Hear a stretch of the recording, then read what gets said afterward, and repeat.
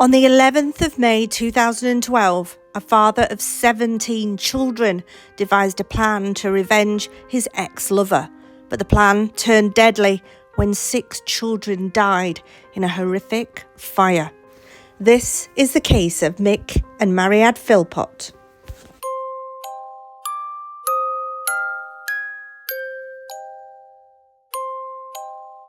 In his younger years, Mick Philpott had been in the armed forces, but after leaving the armed forces, he found it particularly difficult to get a job. And when he did get a job, he found it even more difficult to hold it down. But he preferred to be at home, to be honest. He didn't want to go to work. He was happy if he was with a woman and she was cleaning and sorting the house out, and he could just sit around all day watching TV and playing snooker. He would pick the kids up from school, and that would literally be it. The woman would have to go out to work, earn the money, keep the house, and make sure every bill was paid, while he did practically nothing. But after appearing on the highly televised TV show Jeremy Kyle, he did not realise how he was being portrayed. But behind the colourful stories of sex and dogging in Derby car parks, a controlling, manipulative man. Philpott had a history of grooming vulnerable younger women. He was obviously the dominant partner. No, she's going to speak. Right, you just tell him what we said. You told her what to say as well. I'll tell you what, I'll say it. Mick Philpott had 17 children in total, some of which did not live with him, but at the time of this story, he had 9 children living in the house and 2 on the way. I mean, people criticise for having a big family. We're not on our own. Loads of people around with big families. It's just that we're highlighted because we asked for a bigger house. It was a packed house. Who was paying for all these children to eat and to live? But because he'd gone to this Jeremy Kyle show and he'd been interviewed by so many media outlets, a lot of people had comments, and he was being portrayed as a scrounger that did not work and did not want to provide for all these children that he was continuing to have. At the time of this story, he was married to a woman named Marianne. She had 5 children with him already, and she was pregnant with her 6th. He was also with a girlfriend who also lived in the house with him and his wife, Lisa. She had kids to him as well, and she had one on the way. So both his wife and his girlfriend had children on the way. But the house was already packed, and the 2 women continued to go out to work despite being heavily pregnant to try and support the family, while Mick sat in the conservatory and played snooker. His wife and his girlfriend did seem to get on. The situation between them was strange from an outsider's point of view, but it seemed to work in their family, and everybody did what they needed to do to keep the house going and to look after the children. The children always seemed to be clothed well, always seemed to be ready for school on time, and always seemed to have food on the table. He was quite controlling, especially with the women at home.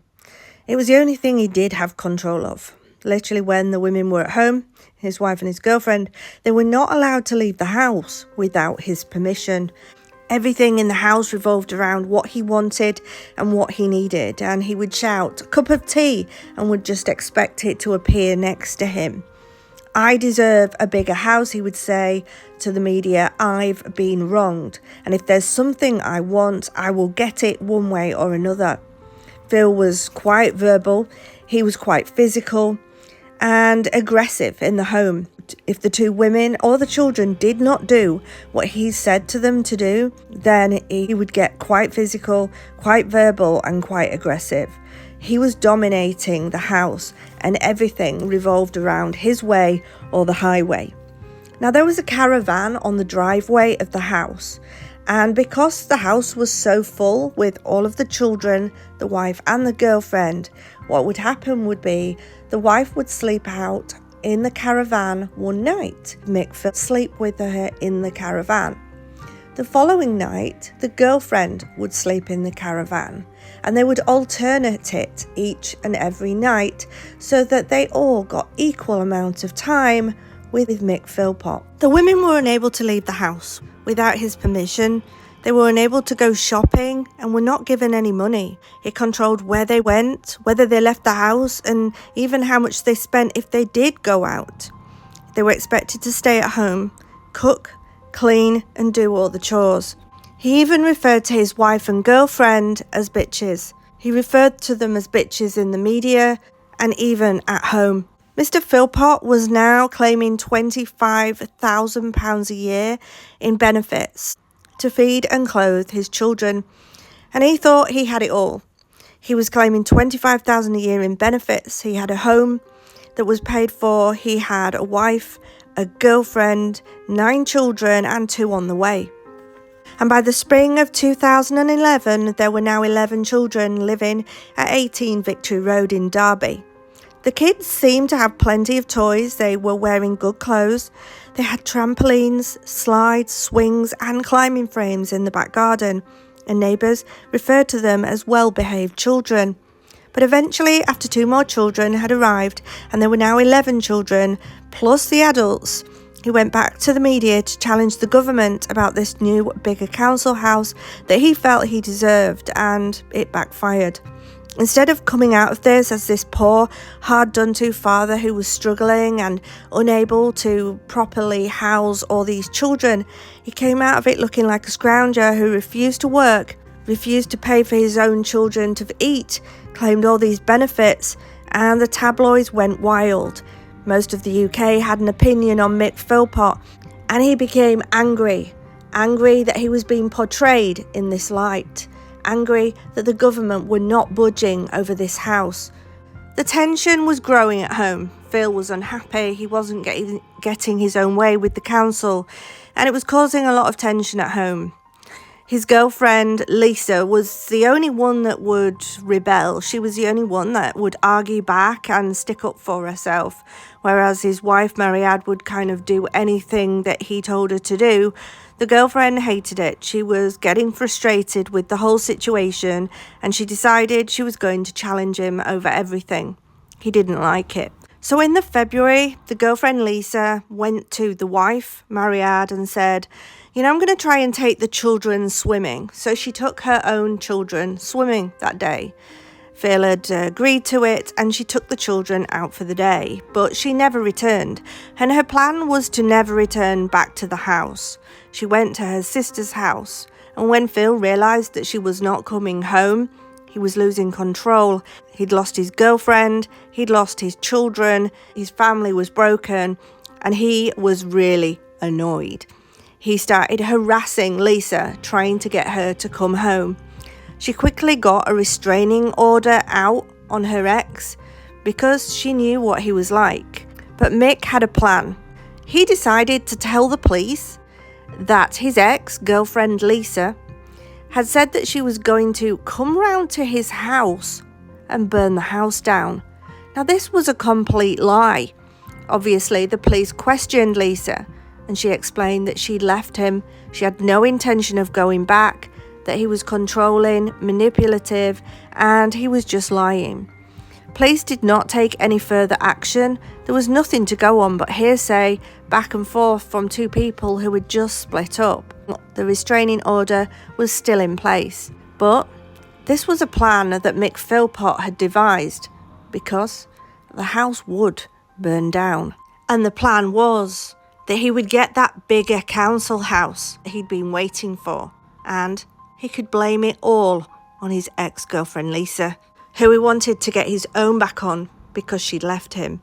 So at this point, Lisa has moved out. She has taken her children with her, and Mick is telling everyone that will listen to him about the threat Lisa apparently made to set fire to his home. He told his neighbours, his friends, his relatives, anyone who would listen. He explained that he was scared to go to sleep. And on the 11th of May 2012, Marianne and Mick had a friend round. His name was Mr. Mosley. They had put the children to bed in the very back bedroom. There were 6 children in the house at the time, and they were all sleeping in the back bedroom together. Mick, Marianne and this Mr. Mosley were all in the conservatory at the back of the house. They were drinking, playing snooker, listening to music, and at some point it was said that Mary had slept with her husband and Mr. Mosley. And while the children slept in the back room, Mick went to the front of the house, lit a fire using petrol at the bottom of the stairs, and the plan was to notice the fire, call the fire service and police, quickly put a ladder to the back window where he knew the children were, break the window to get in, and rescue the children one by one. The neighbours came out as soon as they smelt the fire and realised that their neighbour's house was in flames. Even though it was the middle of the morning, people all came out to help. Mick Philpott was knocking on everybody's door, and the neighbours came out. They were frantic. I'm going to play the 911 call for you now, but please be aware that this is quite distressing, as you can actually hear some of the children lightly in the background screaming to get out of this house. If you don't want to listen to this little bit, then just scroll forward. My kids are in bed. Yes, what address? 18 Victory Road, Mrs. Philpott. Mrs. Philpott. My kids are in the house, Mrs. Philpott. Where are they? I'm sick of them. Are there any flames there? Oh my God, please. Alright, we've got the fire service coming on the way. I can't get my back in the kitchen. I'm sick of them. Is it a terraced house? Yeah, we've got the police on the way. Have you any idea what's caused the fire? I've never had my back in the woke up all day long. There's smoke everywhere. Please, my baby's all upstairs. I can't get out. Okay, what's your name, please? Dad and Daddy. I can't do it. There's no noise from the children. There's no noise from the children. Everyone tried to get into the front door to rescue the children, but because the petrol fire had started at the front door, nobody was able to get close to the door. So they wanted to get round to the back of the house, but they couldn't because the caravan was in the way. The caravan was blocking the entrance to the back garden. People had to literally climb over the caravan to get into the back garden, and as the fire brigade, the police service and ambulance service all arrived, it seemed that Mick Philpott was not displaying anxiety or concern as much as the neighbours were for the children inside. Smoke inhalation had taken over anyone in the house, and as the bodies were brought out one by one, they laid the children out like sardines. His children, Jade 10, John 9, Jack 7, Jessie 6 and Jaden 5, who'd all been asleep upstairs in the back bedroom, died at the scene, while their half-brother Dwayne, who was 13 years of age, died in hospital 2 days later, and all of their deaths were caused by smoke inhalation. And the children's joint funeral took place on June the 22nd, 2012 at St Mary's Church in Derby. On the 14th of May, police stated that petrol had been found inside the letterbox to Mr. Philpott's residence, thus sparking rumours of a murder investigation. Blocking any access from the adults below. Their parents are grateful to the neighbours and emergency services who tried to help save them. And of course it's the 4 firemen, the police, the ambulances, the doctors, the nurses, literally everybody who tried to help save our children, they couldn't. Now, Lisa was supposed to have a court hearing over custody of the children with Mick, and it was scheduled for the morning of the fire. But instead of a court hearing to do with custody of the children, she was arrested on suspicion of murder, along with her half-brother-in-law's cousin, who were both released without charge. Because, remember, he'd gone round telling everybody, including the police, that she threatened to burn the house down.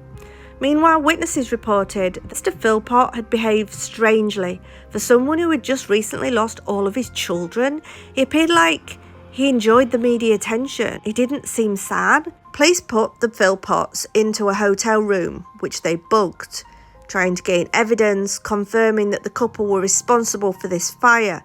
They didn't believe the Lisa's involvement, but they wanted to know what involvement they had along with this Mr. Mosley.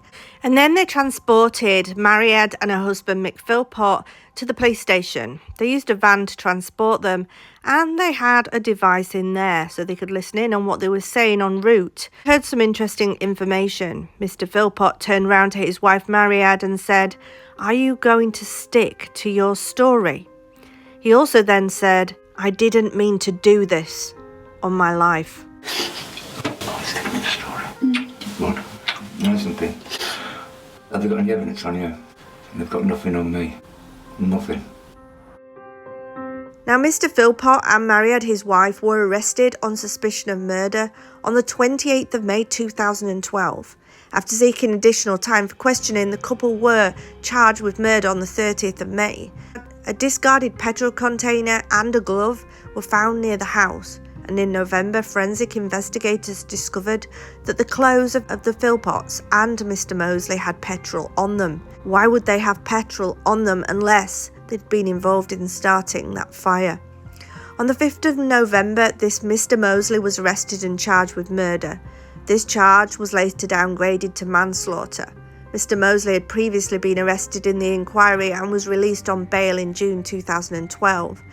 But the charges against Mr. Philpott and his wife Mariad were reduced to manslaughter, as it was decided that the couple had not intended to initially kill their children, but instead they wanted to look like heroes and frame Lisa for the fire and get a bigger house, win back custody of the children and continue to claim their benefits. Now, the trial commenced at Nottingham Crown Court on the 12th of February 2013, and on the 2nd of April, Mr. Philpott and Mariad, along with Mr. Mosley, were each found guilty of manslaughter of the 6 children. Sentencing was due to take place on the 3rd of April, but was postponed as the judge, Mrs. Justice Thirlwall, wanted some time to consider what sentence she should give them. Mick Philpott's previous criminal convictions needed to be taken into consideration. Convictions that I have not mentioned in this video, but one of his first wives, he'd apparently tried to murder her. Mick Philpott's attitude towards women was described as controlling, domineering, violent and manipulative. And in July 1978, aged 21, he'd apparently attempted to take the life of Kim Hill. It was his girlfriend of 2 years. Their relationship had begun when she was 15 years of age. He had previously shot her in the groin with a crossbow because he felt her dress had been too short, and had cracked her kneecap with a hammer when she paid too much attention to a baby she had been minding. Mick Philpott attempted to take the life by then stabbing her over a dozen times as she lay dying in bed, because she sent him a letter saying she was leaving him. He also apparently then tried to stab her mother when she came into her daughter's room to help her. Mr. Philpott was convicted of attempted murder of his ex-girlfriend and grievous bodily harm with intent against her mother, was sentenced to 7 years in prison in December 1978. That is something he had a previous attempted murder charge for, and spent 7 years in prison. This was disclosed at this point, and on the 4th of April, Mr. Philpott was sentenced to life imprisonment with a minimum tariff of 13 years, while Mariad, his wife, and this Mr. Mosley were each sentenced to 17 years, of which they would need to serve at least half before any release or licence would be taken into consideration. Mariad did appeal her sentence, but the grounds of the appeal were mainly that Mariad was under the control of her husband and could not exercise a free choice in her conduct. The appeal was dismissed and Mariad was released on licence in 2020 after serving half of her sentence. This is a story of a man who was determined to get his own way, and when he couldn't, he lashed out, devised a plan which went horribly wrong. 6 children lost their lives.